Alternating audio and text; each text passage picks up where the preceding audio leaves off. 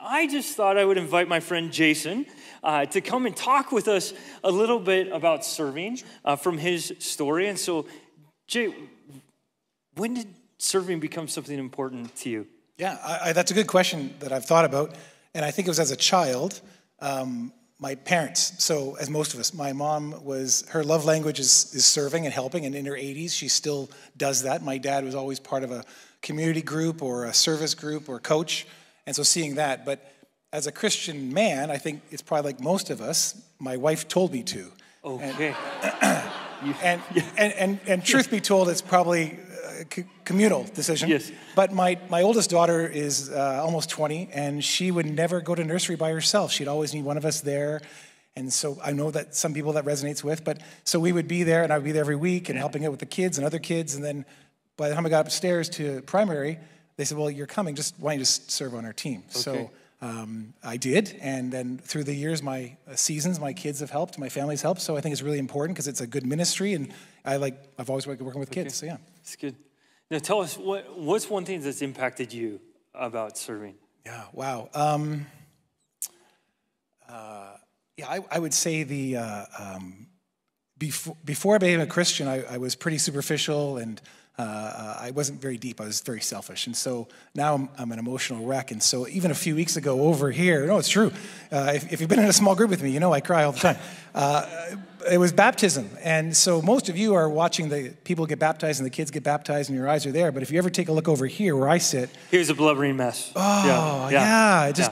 Because you're with these kids once a week. And I know it's a small part of their journey with Jesus, but it's just awesome to see them accept Jesus and publicly declare that. So yeah, I think it's a glorious thing. Yeah. Yeah, that's so good. Mm-hmm. So good. Tell us maybe where you've seen another place where you've seen God at work as you serve. And there's lots. And I think we're always looking, or at least I'm always looking for that big deal, that big event, something grand. And I've learned, because feelings are not always something I can rely on, my feelings. It's the ordinary where he's going to work extraordinarily. So for us, a few years ago, Dave Grobe would be upstairs and leading us in live worship, and it's awesome. And they're rocking, and we're doing actions, and even you 11 o'clock excited people could learn something from upstairs. Yeah. Dan should come upstairs and see that. That's rocking. Yeah. But at the end, Dave brings all the kids together, and we're closing the song, and lights are down, and it's acoustic.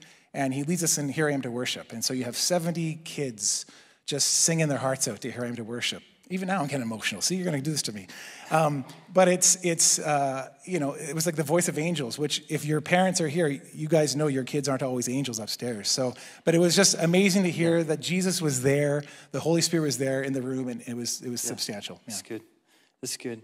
Well, and I think as I think about serving, so often for many of us, we don't necessarily know where we should serve or what we should do. And so it's helpful to have a wife. That's my takeaway from today. Exactly. We need people in our life who say, hey, you're doing this. Yep, and absolutely. Then we see out of the act of obedience. Obedience, there you go. How God uses it in our lives and moves his kingdom forward. So thanks for sharing with us, Jay.